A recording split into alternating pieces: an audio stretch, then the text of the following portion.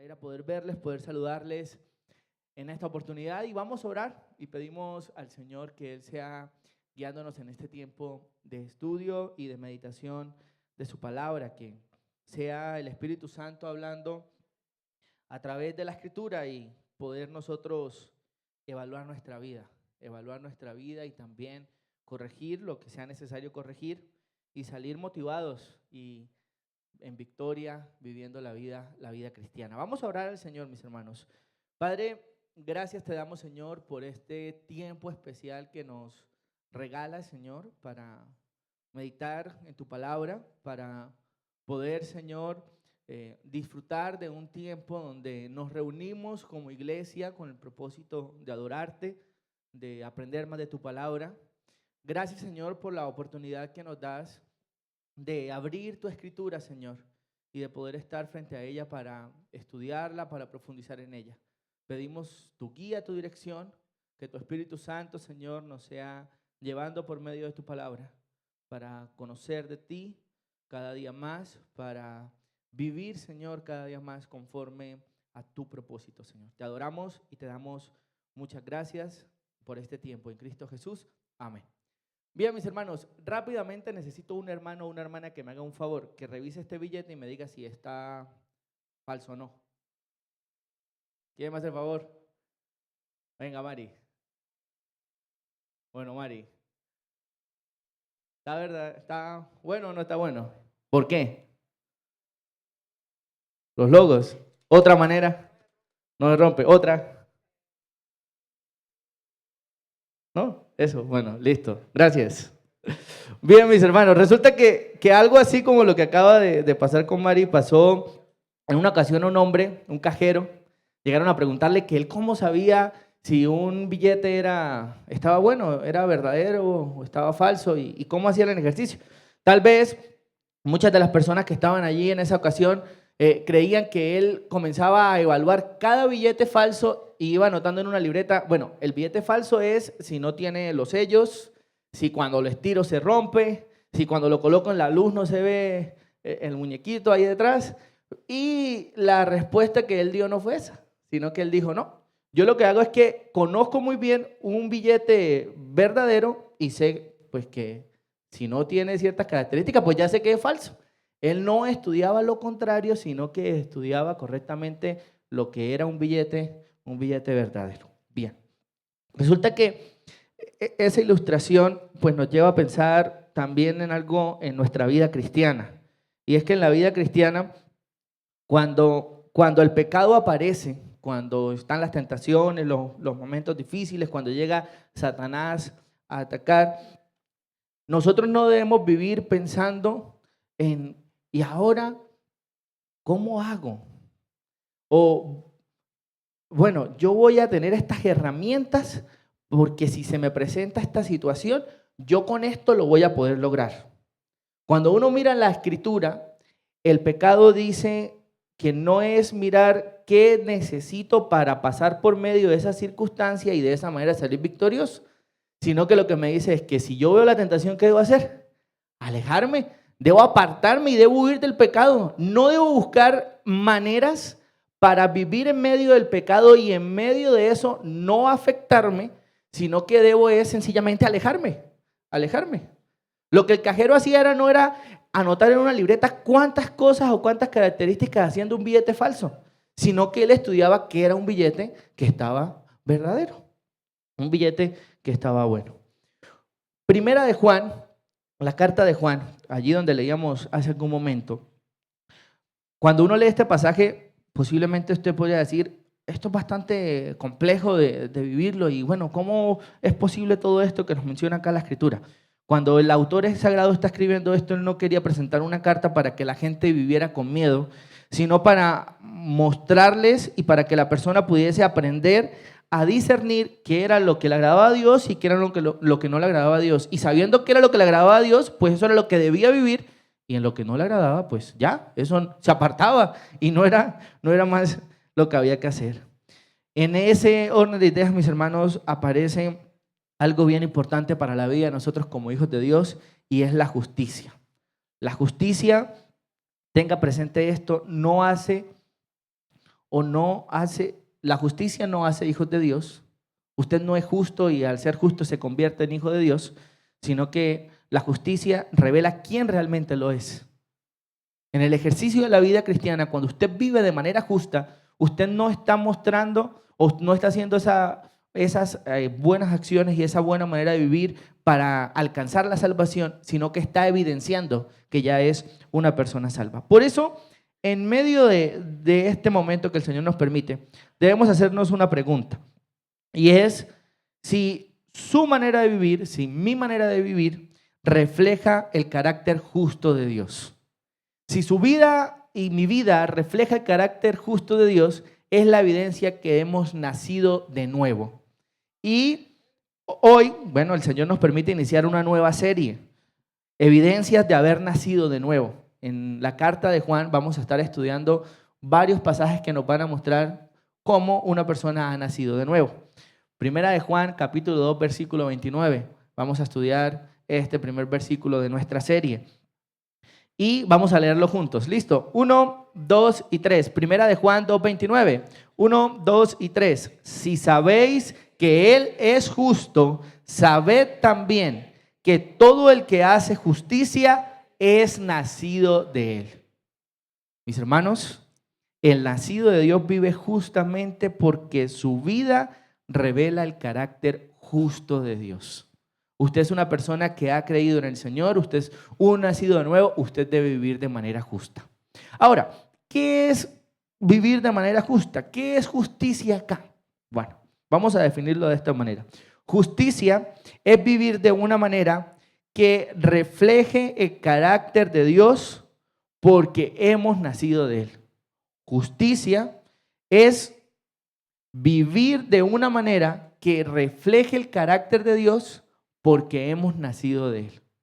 Teniendo en cuenta eso, vamos a mirar unos principios que nos muestra la Escritura. Y el primero de ellos es que el nacido de Dios vive justamente sometiéndose a la voluntad de Dios. Para vivir de manera justa es necesario someternos a la voluntad de Dios. Más atrasito del versículo que leíamos, versículo 3, dice la Escritura allí de Primera de Juan capítulo 2.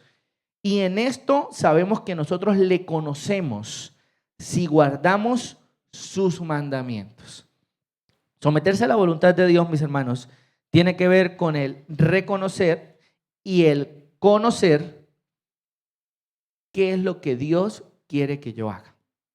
Si yo reconozco que Dios quiere algo de mí y si conozco lo que Dios quiere de mí, yo voy a cumplir su voluntad. Voy a someterme a esa voluntad que el Señor presenta en su palabra. Dice el versículo, y en esto sabemos. Esa idea de sabemos, esa palabra es un conocimiento comparable. Algo que usted tiene los argumentos, que usted conoce todo lo relacionado a eso y por lo tanto usted puede vivir y experimentar algo por ese conocimiento que usted tiene. Pero otra palabra que aparece allí es guardamos. La idea de guardar no es simplemente la idea de obedecer, va un poco más allá. Es la idea de atesorar, de preservar cuidadosamente. Significa entonces que no es una obediencia que se da de manera ocasional. Si de pronto sucede esto, entonces voy a hacer aquello. Si pasa esta circunstancia en mi vida, ahí sí voy a hacer esto. No. Dice el versículo, y en esto sabemos que nosotros le conocemos, o en esto sabemos que nosotros cumplimos su voluntad, si guardamos sus mandamientos. Por eso, la idea de este guardar los mandamientos es una actitud constante de reverencia y de sometimiento a la voluntad de Dios. Juan está conectando acá, el autor sagrado, el conocimiento con la obediencia. Ya sabe, hay algún conocimiento, nosotros conocemos lo que el Señor nos ha mostrado por medio de su palabra, sabemos que Él es justo, que Él es veraz, que Él aborrece el pecado y por ende, ya teniendo ese conocimiento, tenemos que llevarlo a la práctica y esa práctica se ve en la obediencia a eso que el Señor ha dejado en su palabra. Por eso, no podemos hablar de que conocemos a Dios si no le estamos obedeciendo. Si usted conoce a Dios, usted debe evidenciarlo con una manera justa. en su vivir. Y eso se hace pues cumpliendo a la palabra del Señor, a lo que Él ha establecido. Y eso lo hacemos entonces reconociendo la autoridad de Dios. Deuteronomio capítulo 10, versículos 12 al 13, la escritura dice así: ahora pues, Israel, ¿qué pide Jehová tu Dios de ti? Sino que temas a Jehová tu Dios y que andes en todos sus caminos y que lo ames y sirvas a Jehová tu Dios con todo tu corazón y con toda tu alma, que guardes los mandamientos de Jehová y sus estatutos que yo te prescribo hoy para que tengas prosperidad. Vivir justamente sometiendo su vida a la voluntad de Dios es reconocer que la autoridad de su vida es Dios, no es nadie más. Dice el versículo, que temas a Jehová tu Dios. ¿Qué pide Jehová tu Dios de ti? Que temas a Jehová tu Dios. Ese temor aquí es esa reverencia que va a producir esa obediencia, porque donde no hay temor a Dios, no hay respaldo divino. Usted no puede pretender que en su vida pasen cosas buenas si usted no está siguiendo los lineamientos que el Señor ha dejado en su vida. Cuando no hay obediencia, cuando no hay temor a Dios, cuando no se reconoce lo que Dios es en la vida de la persona, se vive una espiritualidad liviana o una espiritualidad religiosa que se basa es solamente tal vez en la costumbre o en la tradición o en la familia que vengo, pero realmente no hay ese sentimiento, ese temor que me lleva a entender, bueno, yo no voy a cometer esto porque la autoridad de mi vida es Dios y el Señor me está diciendo que no lo haga. Es cuando el Espíritu Santo comienza a obrar en su vida y cuando usted va a cometer algo, le dice, no lo haga, eso está mal. Allí hay temor a Dios. Pero cuando eso no sucede, pues es evidencia de que hay una vida religiosa o una espiritualidad liviana que se basa tal vez en las emociones, en la costumbre y no en un encuentro personal con el Señor. Pero también otro versículo que nos ayuda acá es Proverbios 8:3. Dice, el temor de Jehová es aborrecer el mal. La justicia entonces, mis hermanos, comienza cuando Dios deja de ser el consejero y pasa a ser el dueño y el autor de la vida. El dueño y el rey de su vida. Y usted reconoce que la autoridad es del Señor. ¿Quién es el dueño de su vida? Dios. ¿Quién lo creó? Dios. ¿Quién es autoridad? Dios.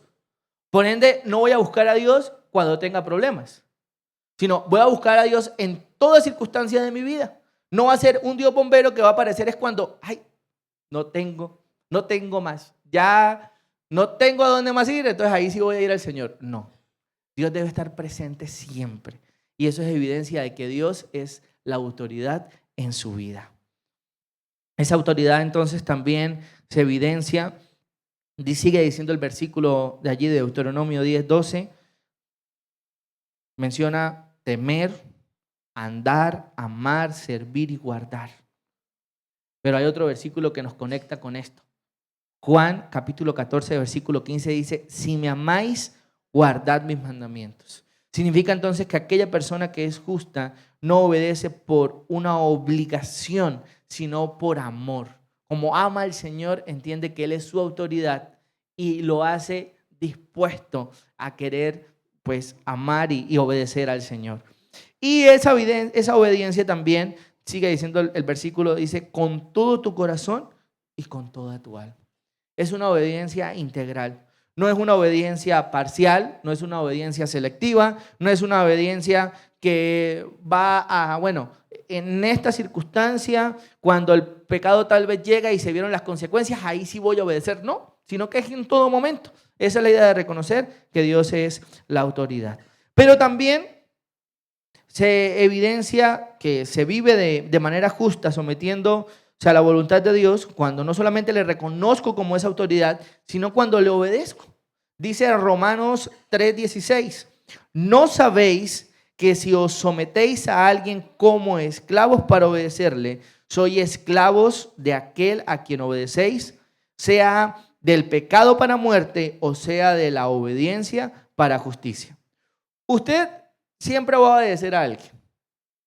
Usted va a obedecer o a Dios o a usted mismo, a su naturaleza pecaminosa, a sus deseos, a sus pasiones. Y aquí el autor sagrado Pablo está enseñando algo que es bastante importante. Siempre se está en función de alguien, o siempre se está sirviendo a alguien. Si usted vive conforme a sus pensamientos, conforme a lo que su carne le pide, conforme a lo que usted piensa que está bien, ¿usted a quién está sirviendo? A la carne, a usted mismo, a satisfacer la naturaleza pecaminosa que hay. Pero si usted sirve o obedece a lo que la palabra del Señor le manda, se aleja de lo que el Señor le dice que está mal, vive conforme, y recordamos el versículo de 1 de Juan 2:3, guarda sus mandamientos. Usted está sirviendo, está obedeciendo a Dios. Entonces, es fácil. O obedece a la carne o obedece a Dios. ¿Se convierte en esclavo de la carne o se convierte en esclavo del Señor? No hay otro camino por tomar. Por eso la justicia entonces se va a manifestar con esas decisiones concretas, no con simples intenciones. Por eso hablábamos de que la justicia tiene que ver con esa manera de vivir que va a reflejar el carácter de Dios porque hemos nacido de Él. Significa entonces que si usted toma decisiones concretas para decir no al pecado, para rechazar la naturaleza pecaminosa, para rechazar y para soportar la tentación, usted está viviendo de manera justa. Pero si la respuesta es contraria a eso, pues déjeme decirle que usted está en el pecado y que no está evidenciando que usted ha sido un nacido de Dios. Por eso, mis hermanos, en medio de esto debemos llegar a algo bien especial. Y es que muchas veces en la vida de la persona, del creyente, aparece el pecado de la rebeldía. Y esa rebeldía se va a disfrazar en frases comunes como, es que yo pienso que esto es así. O yo siento que es mejor de esta manera.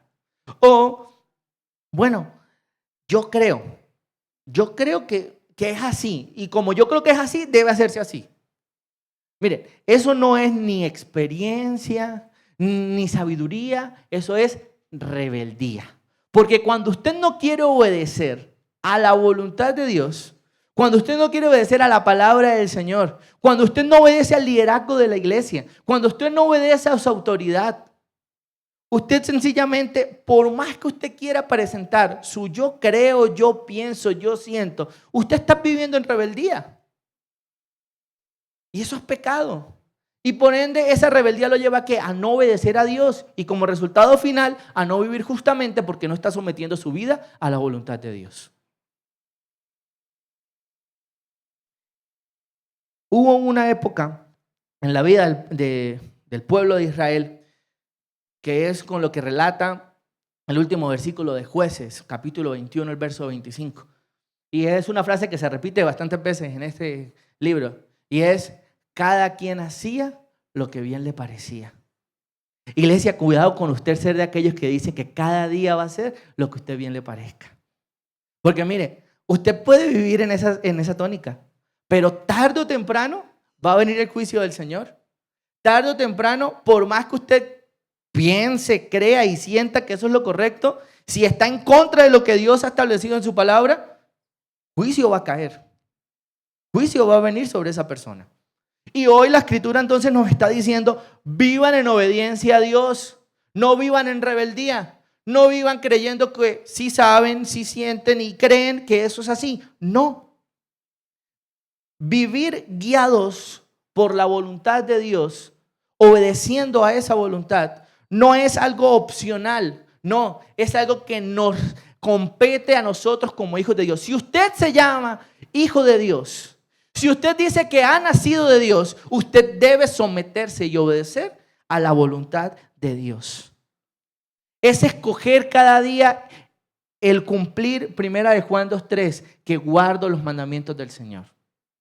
Es decidir cada día someter sus emociones, sus pensamientos a cumplir el propósito de Dios.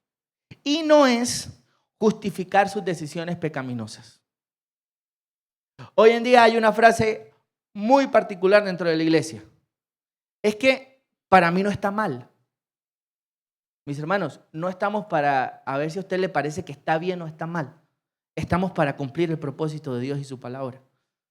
Por eso, siempre que suceda algo, ¿cuál es la tarea de nosotros como hijos de Dios? Ir a la palabra. La palabra nos va a mostrar si estamos en lo correcto o si no estamos en lo correcto. Si estamos en lo correcto, estamos obedeciendo la voluntad de Dios y como consecuencia vamos a cumplir la voluntad de Dios. Pero si no estamos en lo correcto, pues estamos desobedeciendo, estamos siendo rebeldes y nos estamos apartando de lo que el Señor quiere para nuestras vidas. Pero también usted vive de manera justa, sometiendo su vida a la voluntad de Dios cuando se sujeta a Dios.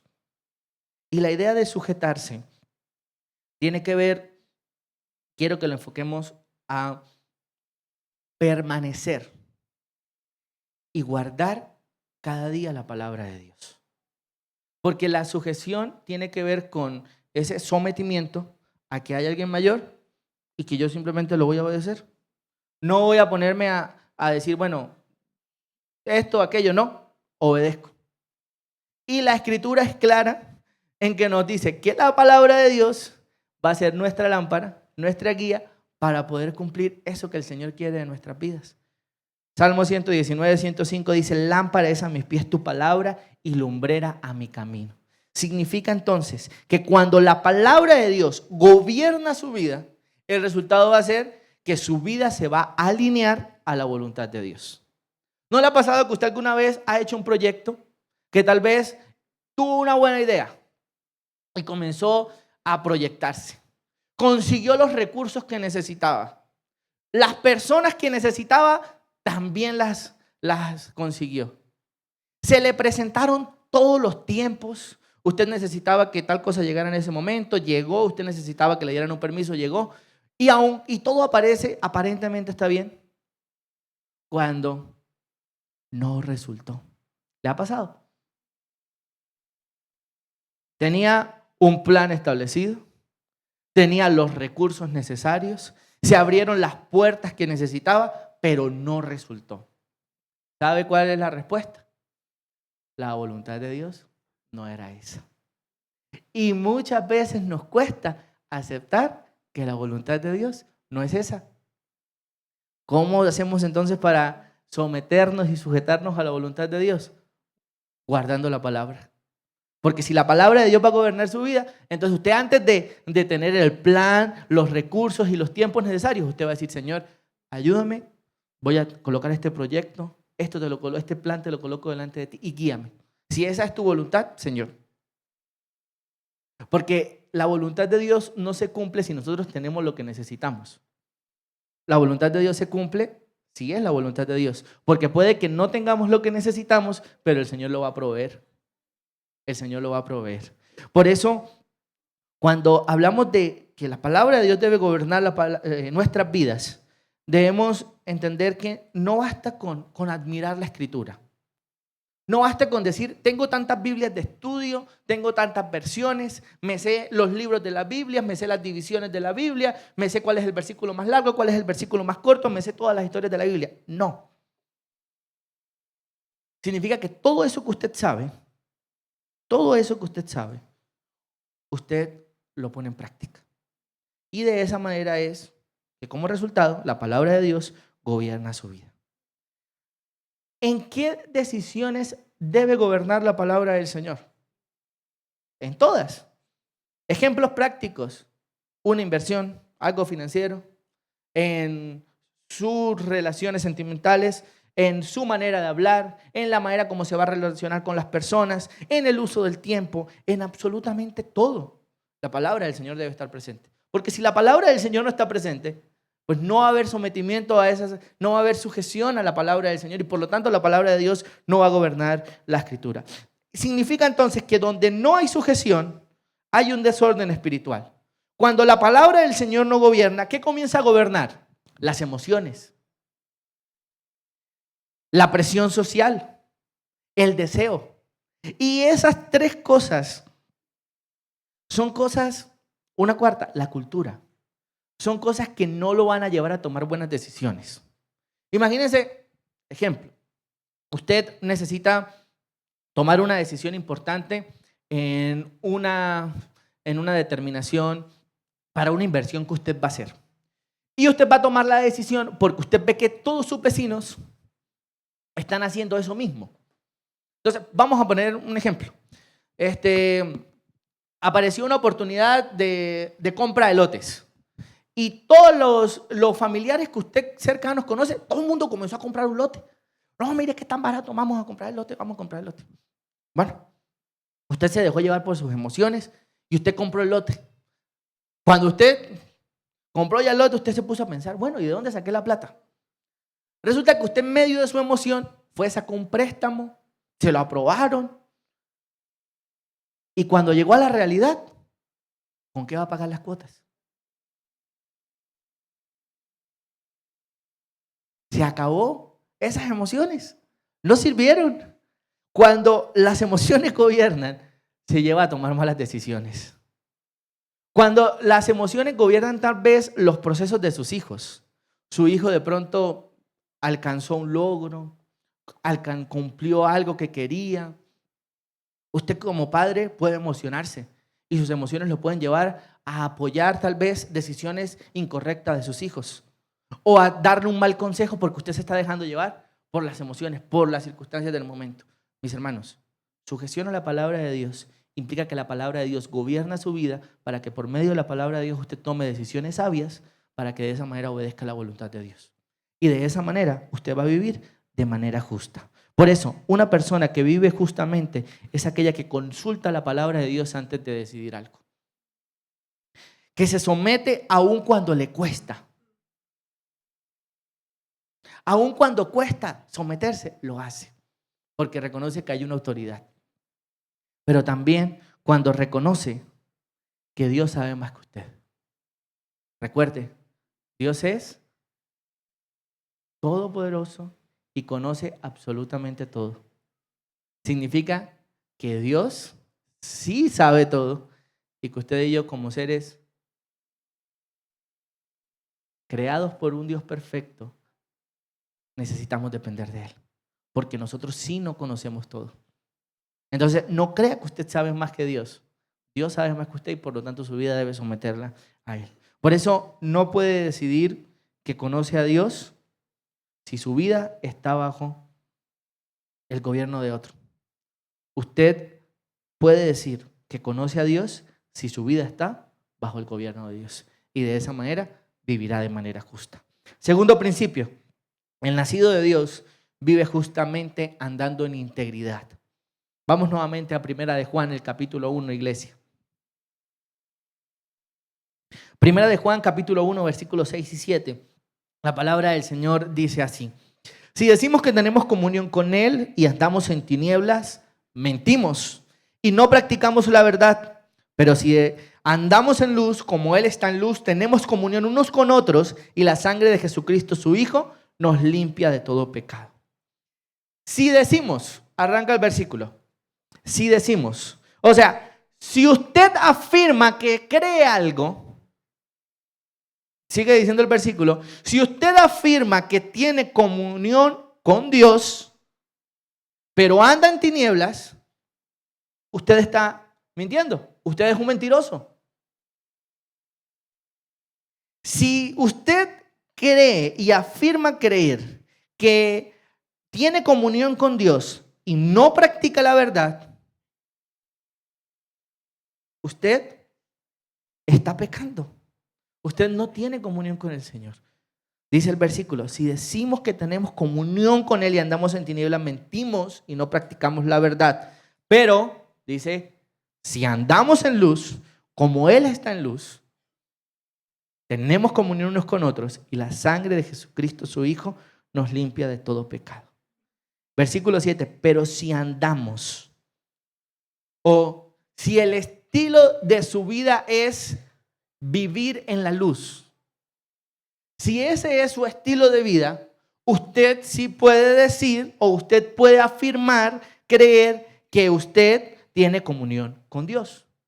Pero si su estilo de vida no es estar en la luz, usted no puede afirmar, creer que tiene comunión con Él porque usted está siendo un mentiroso.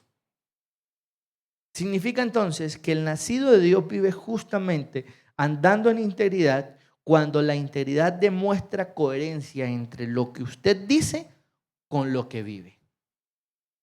Si usted dice que es nacido de Dios, si usted dice que ha creído en Cristo como su único y suficiente Salvador, si usted dice que ha entregado su vida a Dios, ¿por qué vive como un impío?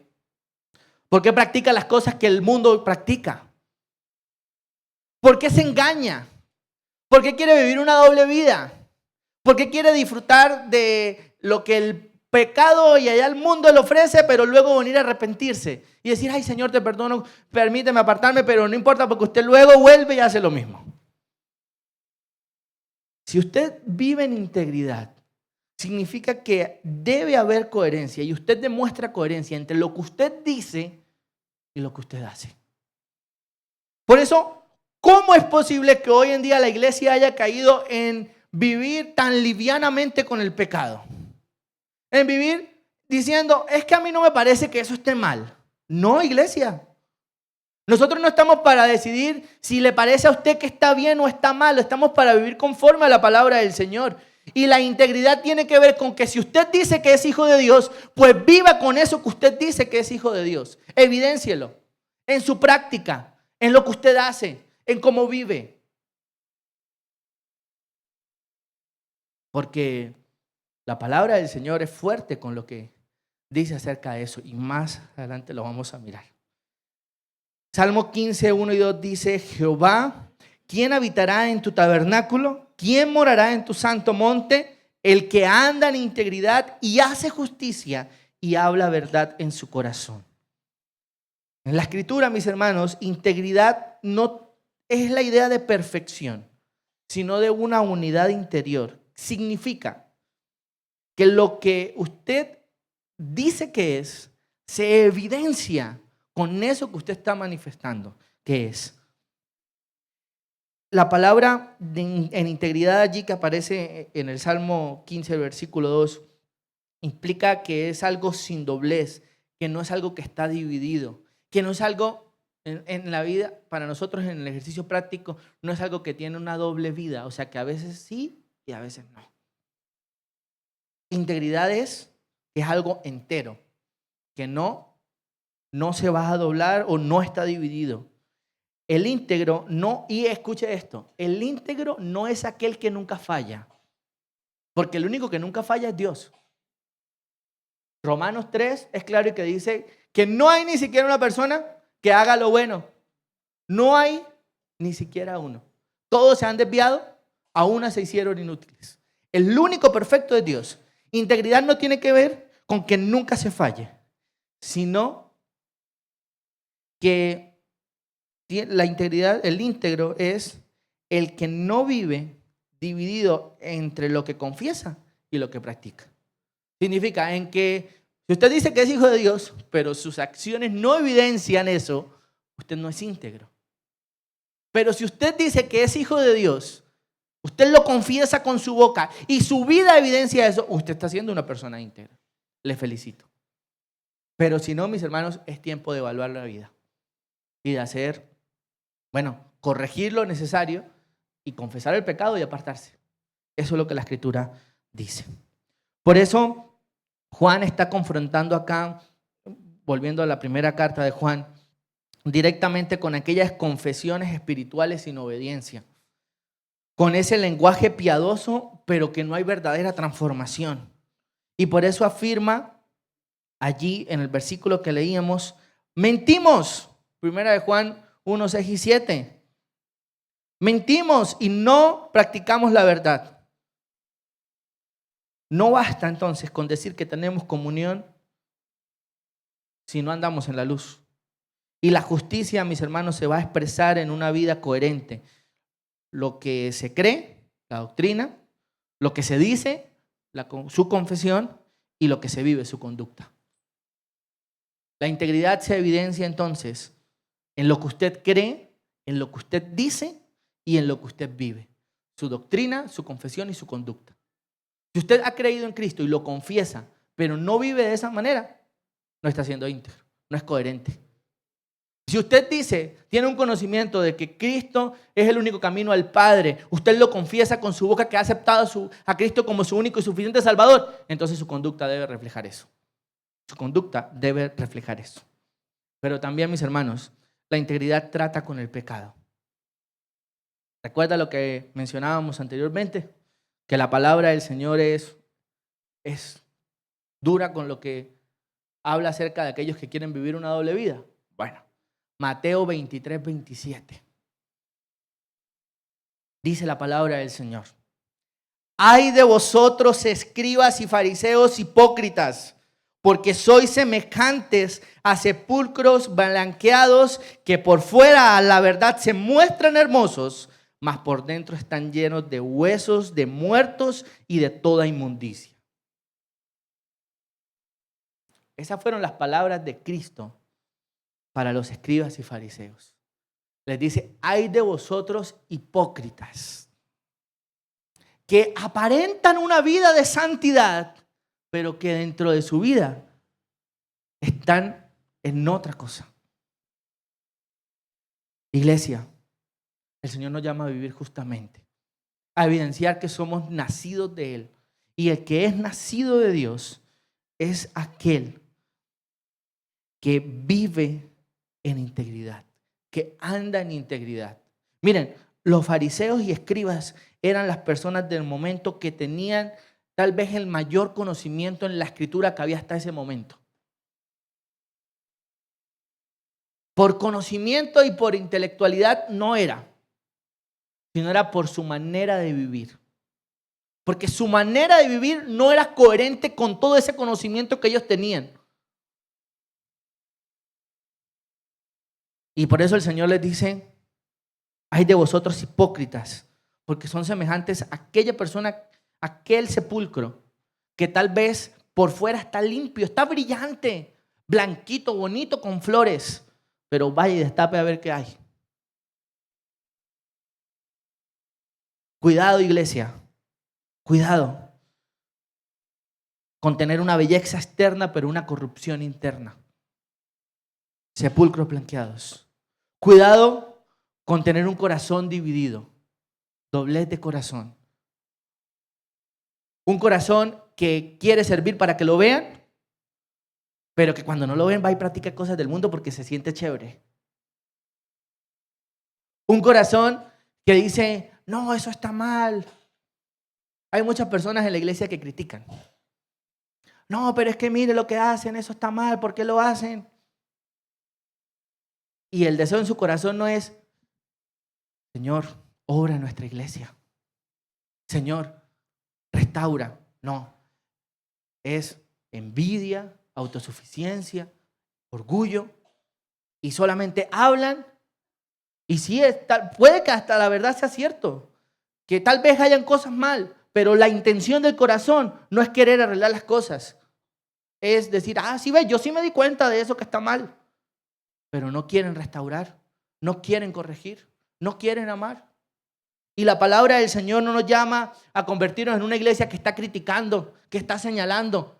La palabra del Señor nos manda que vivamos en integridad, que nos unamos unos a otros, que seamos equipo, que nos amemos unos a otros, que cuando veamos que el hermano está mal, no digamos, ay, sí, usted está en pecado, mire, no, vamos, apoyémoslo.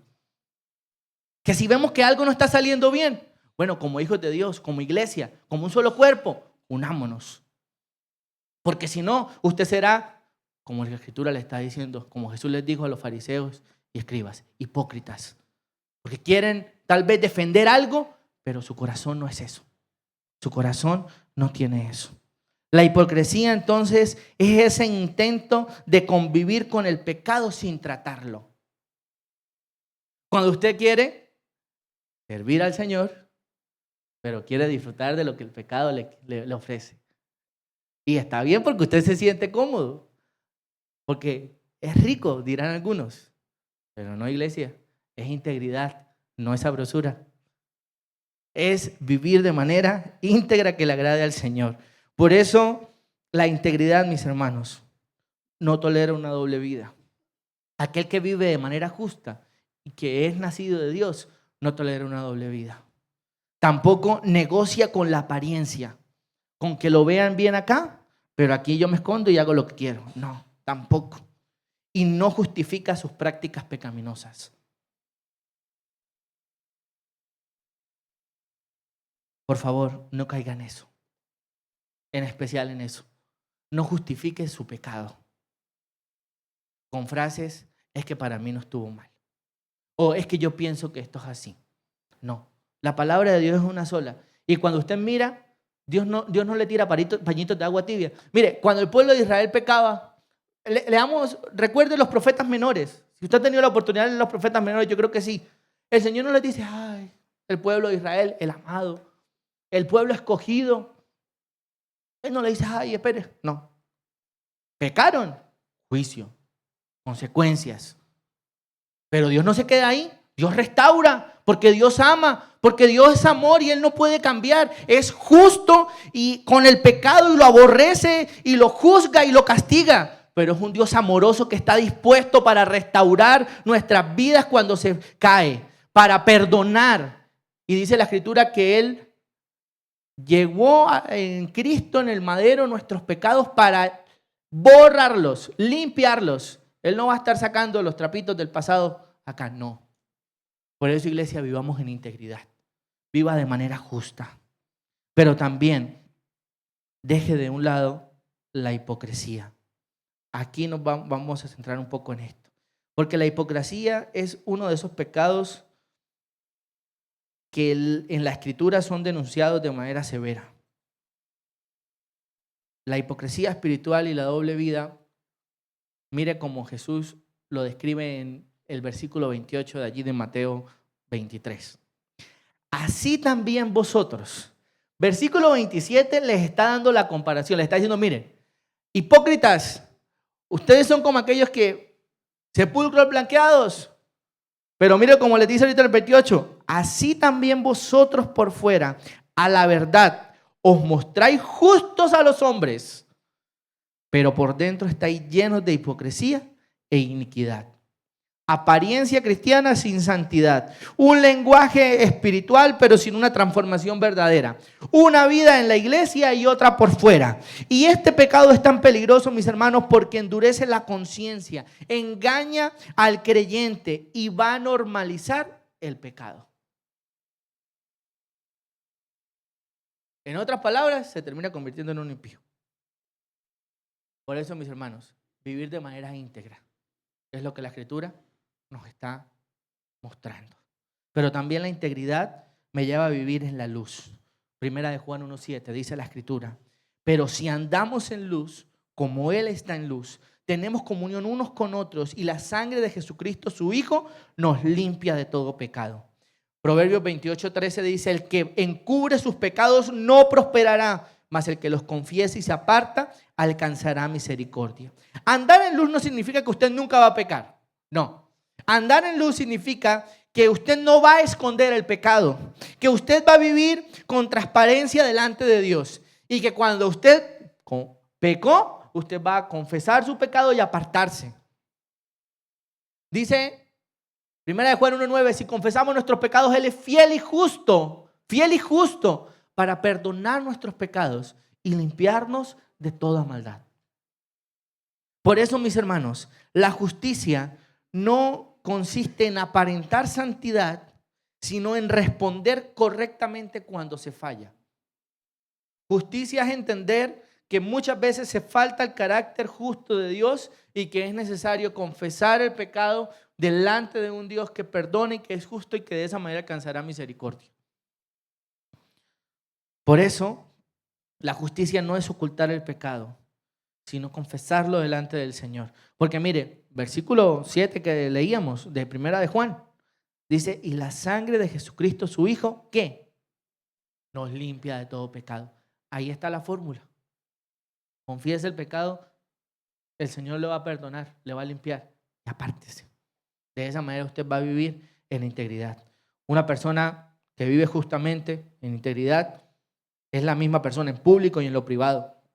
No juega a ser cristianos y prefiere arrepentirse que aparentar.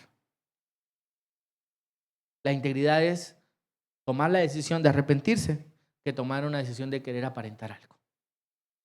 La justicia entonces se evidencia cuando se deja de cuidar la apariencia y se comienza a cuidar el corazón. No cuide su apariencia, cuide su corazón. Cuando usted cuida su corazón, el resultado es que va a tener una buena apariencia. Y el tercer principio, mis hermanos, el nacido de Dios vive justamente apartándose del pecado. Usted quiere vivir en justicia porque es nacido de Dios, apártese del pecado. Apártese del pecado. Segunda Timoteo capítulo 2 versículo 19 dice, pero el fundamento de Dios está firme, teniendo este sello. Conoce el Señor a los que son suyos y apártese de iniquidad, apártese de pecado, todo aquel que invoca el nombre de Cristo. Aquí el apóstol Pablo establece dos verdades que son inseparables. La primera, Dios conoce a los suyos, hay seguridad. Hay una seguridad para el Hijo de Dios. Dios sabe quiénes son sus hijos. Dice el versículo, conoce el Señor a los que son suyos. Pero la segunda, los suyos se apartan del pecado, es la evidencia. O sea, Dios sabe quiénes son sus hijos, pero los que son sus hijos deben apartarse del pecado para evidenciar que lo son. Por eso, el que es nacido de Dios vive justamente apartándose del pecado. No es, soy de Dios, entonces puedo vivir como quiera, porque Dios ya me perdonó. No.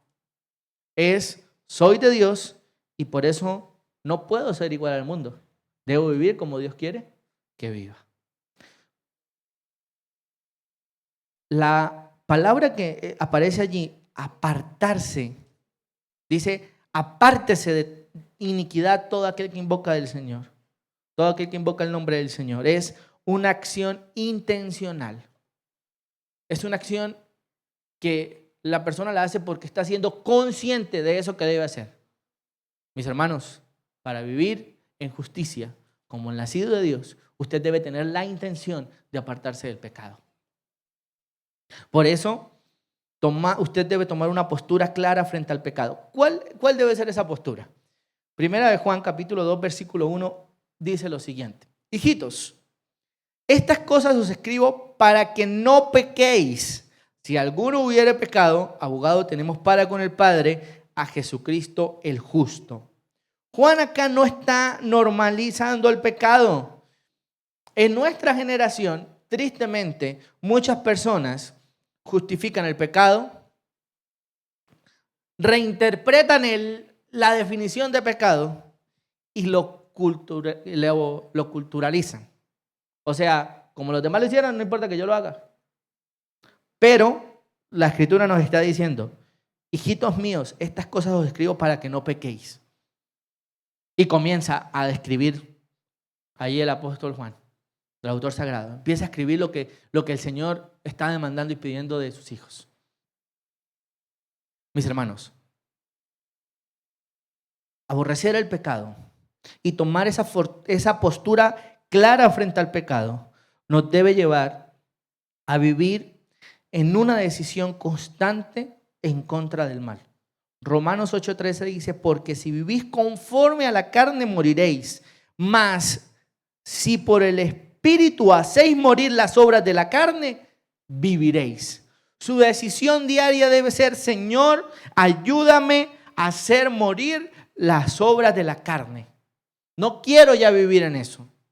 Y no debe vivirlo porque si usted ya ha publicado y ha manifestado que usted es un hijo de Dios, pues usted no debe vivir en el pecado. Y por eso su condición, su postura es clara. No voy a vivir en el pecado. Juan no está escribiendo aquí para acomodar y como darle ahí a manejo al pecado en su carta. No, él escribe para combatirlo porque la gracia no suaviza el pecado. La gracia capacita al cristiano para vencerlo. Nosotros vencemos al pecado, ¿por qué? Porque Cristo ya lo venció y de su Espíritu mora en nuestras vidas y por lo tanto, guiados por el Espíritu Santo, podemos decir no al pecado, resistir al pecado, huir de la tentación y vivir justamente.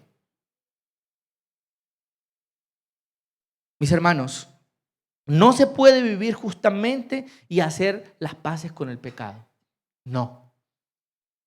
No hay ni un solo versículo en la Escritura donde veamos que Dios toleró el pecado. Que Dios no castigó el pecado. No. El Señor es justo con eso y es claro. Y por eso, mis hermanos, no solamente el nacido de Dios vive justamente apartándose del pecado, sino también direccionando su vida a la santidad. Porque de esa manera va a apartarse del pecado. Cuando su vida la direcciona a la santidad. Proverbios 16:17 dice: el camino de los rectos se aparta del mal. Su vida guarda el que guarda su camino. El justo no es aquel que nunca cae, sino el que no se queda caído, el que no se queda ahí en el pecado. Y es que hay una lucha: arrepentimiento y transformación. ¿Cuál es esa lucha? Pues resulta que la santidad no es algo estático, es algo progresivo. Significa que hay una convicción, hay una confesión y hay un cambio. Tenemos la convicción de que el Señor nos apartó y nos ha hecho santos, ¿cierto? Esa es la convicción que tenemos como hijos de Dios. Pero en nuestra vida práctica, en esa idea de que la santidad no es estática, o sea, que es ahí y ya no más, significa que usted confiesa que usted ya es hijo de Dios y usted entiende que diariamente está en un proceso que se llama santificación, donde el Señor comienza a tratar con cada uno, con cada hijo, y a tratar esas luchas, esos momentos difíciles, para perfeccionar su carácter y su vida a la imagen de Cristo. Y de esa manera, siendo conscientes de ese proceso, uno se aparta del pecado. Porque para vivir en santidad es necesario apartarse del pecado. Por eso, mi hermano, no se conforme espiritualmente. El conformismo espiritual es un enemigo directo de la justicia. El conformismo con el pecado y la vida desordenada es algo que el Señor lo juzga, lo aborrece. Mire, Romanos 6:12 dice: no reine pues, le está hablando a la iglesia y le dice: no reine pues vuestro cuerpo mortal, de modo que lo obedezcáis en sus concupiscencias. No normalice lo que Dios condena. No viva sin arrepentimiento. ¿Cómo es posible que la iglesia pueda decir: es que a mí me parece que está mal? O es que no importa. Es que los demás lo hacen. No. Dice Romanos 6:12: no reine pues el pecado en vuestro cuerpo mortal, de modo que lo obedezcáis. Si en su vida no reina Cristo, si en su vida su autoridad no es Cristo, si usted no obedece a Cristo, si usted no se sujeta a Cristo, usted no va a poder apartarse del pecado. Porque la naturaleza pecaminosa está ahí. Y si no se cultiva el espíritu, ¿qué va a pasar? La naturaleza pecaminosa va a tomar el control y lo va a llevar a normalizar el pecado, a vivir en el pecado, a vivir sin arrepentimiento, a jugar con el pecado. Jugar con el pecado es cuando usted sabe que está en pecado, ve las consecuencias del pecado y le da igual. Pasa algo grave, bueno, o aún mayor, y ahí sí, ay, Señor, perdóname. Y vuelvo otra vez. Se presentó la oportunidad y vuelvo otra vez al pecado. Eso es jugar con el pecado. Eso no es vivir justamente. Eso no es apartarse del pecado. Ahora, ¿qué formas modernas hay de ese conformismo con el pecado? Mire, frases como estas: todos fallamos. Eso es normal. No le preste atención. Dios entiende que uno es pecador. O sea, ya. Es que yo no soy perfecto. Por eso puedo fallar. Eso es conformismo con el pecado, iglesia. Eso es conformismo con el pecado. Porque usted no le está dando importancia a la obra de Cristo. ¿Por qué no le está dando importancia? Porque es que usted está, cuando dice, es que todos fallamos, eso es normal, Dios me entiende, es que no soy perfecto, está diciendo Cristo, es que la obra que hiciste en la cruz no fue suficiente porque todavía no he sido transformado completamente y todavía me gusta el pecado. No. Si usted dice que es hijo de Dios, entonces, mi hermano, direccione su vida a la santidad. Apártese del pecado. Apártese del pecado. No viva en el conformismo moderno de todos fallamos, Dios me entiende, eso es normal, no soy perfecto. No, no viva en eso. Viva humillado delante del Señor, en una relación íntima con el Señor para que usted diariamente le diga, Señor, ayúdame. Pero también viva en santidad. Primera de Pedro 1, 15 al 16 dice, si no como aquel que os llamó es santo, sed también vosotros santos en toda vuestra manera de vivir, porque escrito está, sed santos porque yo soy santo. Nuevamente leemos Romanos 6:12, no reine pues el pecado en vuestro cuerpo mortal, de modo que lo obedezcáis en sus concupiscencias. Mis hermanos, la santidad no es legalismo. La santidad no es religiosidad extrema o no es rigidez cultural. No, la santidad es respuesta al carácter justo de Dios que mora en nosotros. Porque recuerde, Efesios 1, que dice la Escritura que Él nos escogió desde antes de la fundación del mundo para que fuésemos santos y sin mancha delante de Él. Que la obra de Cristo en la cruz lo limpia de todo pecado, no lo cubre el pecado, lo limpia. Y que por lo tanto su responsabilidad, mi responsabilidad, la responsabilidad de la iglesia es apartarse del pecado, vivir en santidad y por ende agradar al Señor en su manera de vivir. La santidad honra a Dios en lo cotidiano, no en un culto. No es que voy a ser santo acá cuando estoy en la iglesia. No en el servicio que usted hace. Eso debe hacerse de manera santa, sí. Pero no es santidad solamente eso. No es la santidad que honra a Dios en lo cotidiano. Es en lo que usted ve. Es en lo que usted piensa.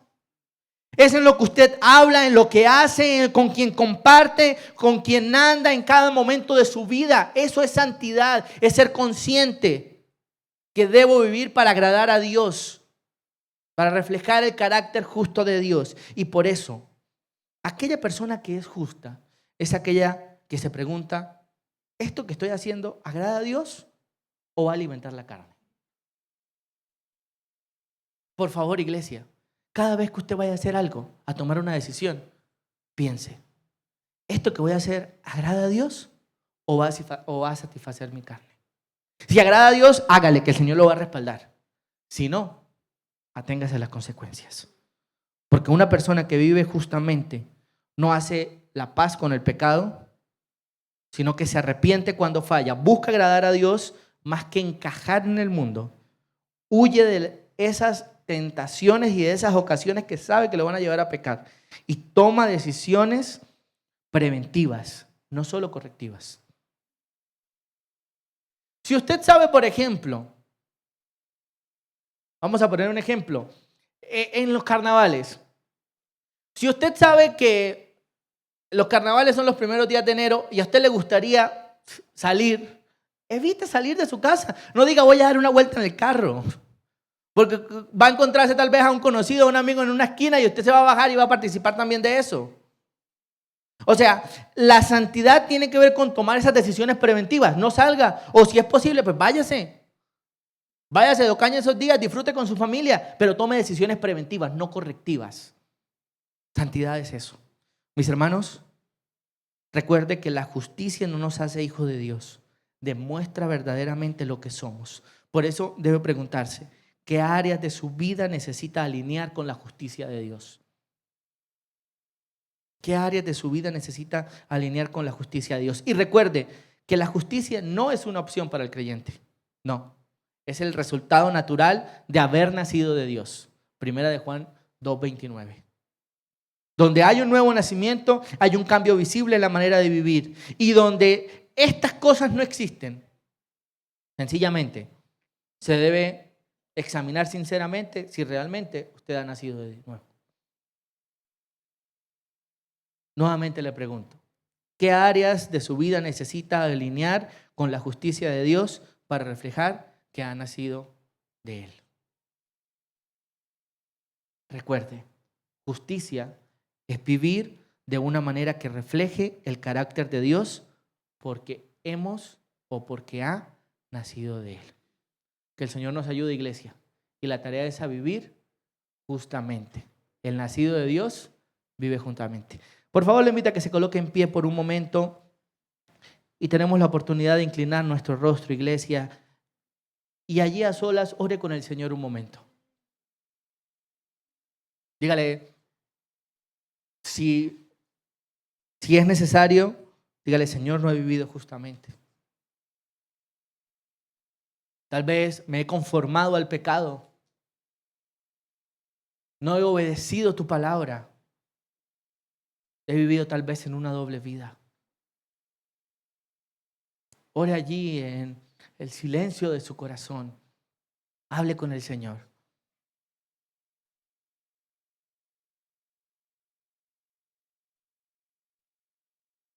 Señor, gracias por tu palabra, Dios. Gracias, Padre, porque sin merecerlo, la obra de tu Hijo en la cruz